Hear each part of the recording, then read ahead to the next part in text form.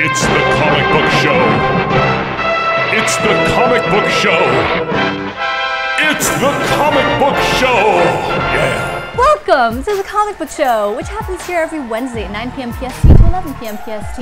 We've gathered an all-star cast of comic book experts from around the web to bring you this week's comic book news, reviews, previews, and discussion.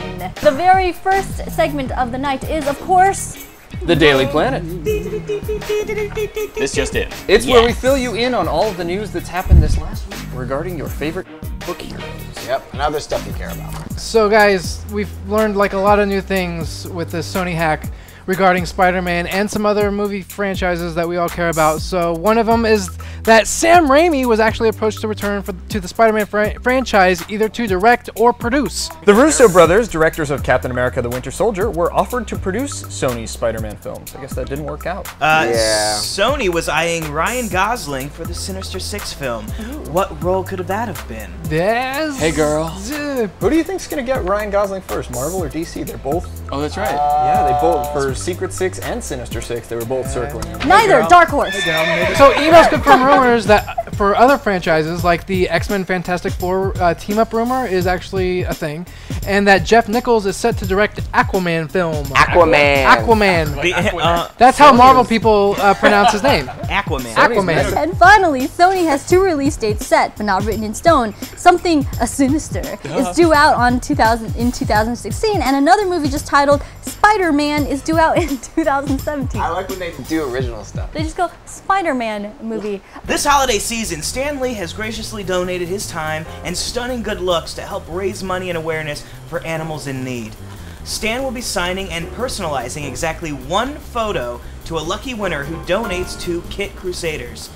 Each $5 donation gets you one ticket, $10 gets you 2 tickets, $100 gets you 20 tickets. What?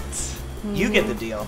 We also have a preview of the picture that you're submitting donations to raffle for. There it is! It's Stan Lee cuddling a kitten who looks terrified. Little known fact, that is not a mustache on Stanley's face, but an actual kitten. So that link for the kittens is going to be running throughout the show. Donate. Let us know when you do, and each and one of our hosts will do a special, very special impression of a kitten for you. Wow.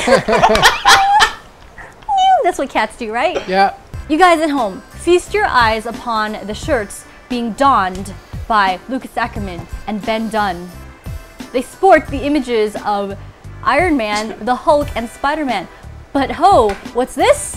They're all rendered as Stan Lee, and they're adorable. Teespring, the company that made these shirts and kindly donated them to the Comic Book Show to show off for you guys, they're starting a brand new Stan Lee store where you can get this shirt along with other Team Stan shirts. Back here? Ben is humping your back. Just let it happen. All of these shirts will be available on teespring.com, and they make perfect stocking stuffers and also show support towards our very favorite, the Generalissimo himself. Hashtag Team Stan. Mr. Stan Lee. The last piece of news is that finishes out the news. Who wants to introduce the Danger Room! X-Mansion? You gotta give that up.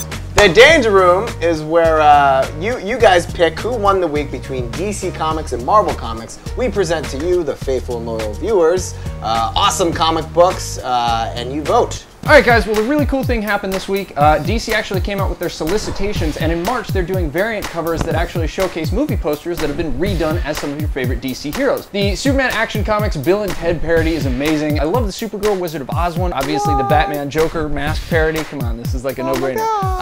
But these are awesome, and you guys can pre-order them actually through House of Secrets, so get in touch with them because these are limited variants, so definitely make sure you get them. You gotta love the Aquaman Free Willy parody. It's Magic Mike Justice League parody with shirtless Batman as Matthew McConaughey, Magooey. That's all I got time for. Oh, he's licking his own arm! So not okay. This is so worth $5. Is it? It is. I would pay you $5 to stop. So guys, I have Amazing Spider-Man number 11, which pits together Superior Spider-Man and Amazing Spider-Man. They go head to head, and who comes out on top is actually Amazing Spider-Man, Peter Parker. The reason why is because, you know, Doc Ock, he's willing to kill and everything, but he thinks Peter Parker is actually Peter Parker from the past because of all this Spider-Verse stuff that's happening. So he hesitates, and Peter uses that to his advantage to kick him in the head and knocks him out. It looks like DC has won pretty decisively in round 1. My God. Oh, that's adorable. Go, you guys, I'm presenting Batgirl, the controversial, sorry, one more time. The controversial issue, I don't know why it's so controversial. Look at her, she's fabulous. It's because that's actually not Batgirl. Spoiler alert. Who is it? This issue starts out with a whole bunch of girls joyriding after Batgirl has joined them in a robbery spree. So you're like, what the heck is happening? The person who doesn't like this particular scenario is the real Batgirl who crashes their party. Batgirl attends this art show where she finds herself as the main subject modeling, and everyone's appalled. They're like, she's a role model. Why the heck is Batgirl whoring herself out to the public? It's revealed at the end that that Batgirl is actually being impersonated by a man, a fabulous man who is transgender, is what I imagine is happening here. And I know there's a lot of controversy, but you gotta love that twist. You gotta love how fabulous this guy is. He really owns the Batgirl persona. I read this, number 3, I believe, and it was, I'm sad to say, amazing. It totally turned me around. It was a self-contained, almost, story. It starts off in the past, it's got frost giants, it feels like a Thor comic. Yeah. First of all, I want to also point out the art is amazing. It's very almost Jeff Darrow-esque, and even just like this one frame right here, if you can see that, so much story is being conveyed right in there. And meanwhile, she's also surrounded by a crap ton of frost giants who want to destroy her. And you really got to admire a story where the bad guy wears the severed arm of male Thor around his neck like a scarf. It looks like Marvel has taken it with a decided 73. Arm scarves for the win.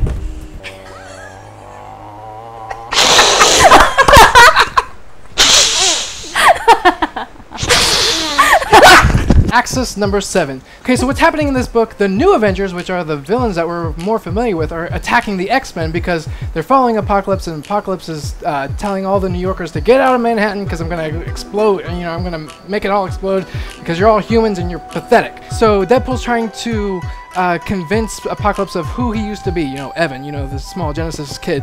Apocalypse isn't falling for it. He's like, I'm Apocalypse now.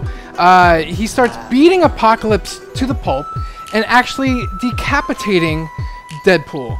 Does it kill him? I don't know, because, oh my god, at the end, 3, 2, 1, oh, does it explode? Does the Manhattan explode? I don't know, we'll have to find out in the next issue. 'Twas the show before Christmas, and all through the house, DC had to do something to blow away this mouse. The stage had been set, the show was in swing, everyone was wondering what DC would bring, so Matt set out faster than Hans run through Kessel to present his favorite, the Harley Quinn Holiday Special. The first story, a tale of finding homes for puppies and kittens, Harley Quinn delivers them all with fluffy, puffy mittens into unsuspecting shoppers' carts, knowing they would win their new owner's hearts. After screaming and fighting and hefting an axe, she brought together a family who now have to watch their backs. A lark of Harley Quinn, the fairest of dames, getting up to her unusual holiday games. The next was Bizarre, a tale of woe, of holiday songs stuck in Harley's head. Ho ho ho. A humbug had invaded Harley Quinn's ear, humming up songs that only she could hear. The humming holiday songs have invaded my brain. Make it stop, Nick, make it stop, she proclaimed.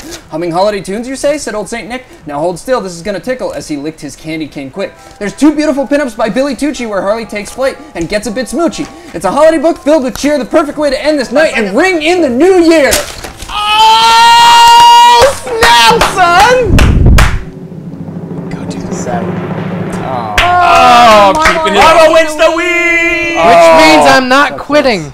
It is the Infinity Gauntlet. Whoa. This is where you guys come up with different superheroes, characters, fictitious people to pit against each other in a death match. And we discuss who would win in a fight. Red Sun Superman versus Bizarro. Bizarro. Ooh.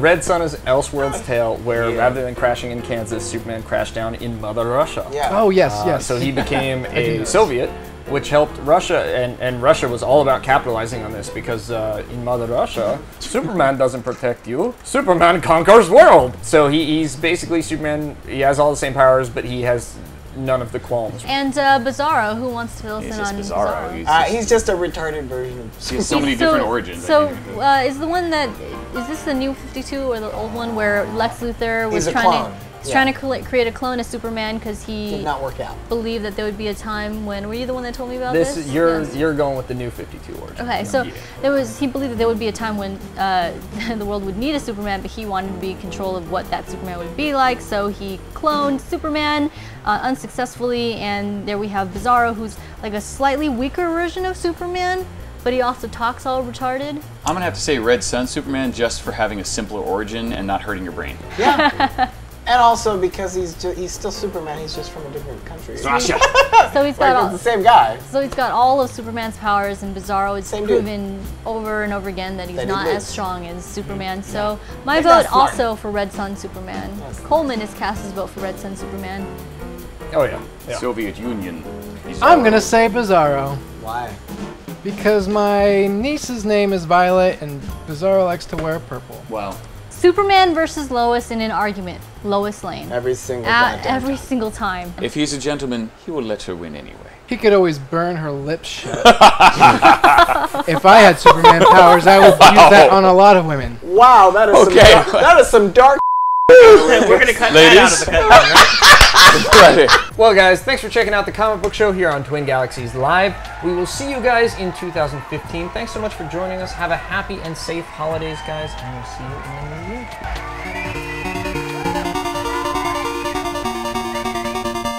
Twin Galaxies. I'm a cat. That's awesome.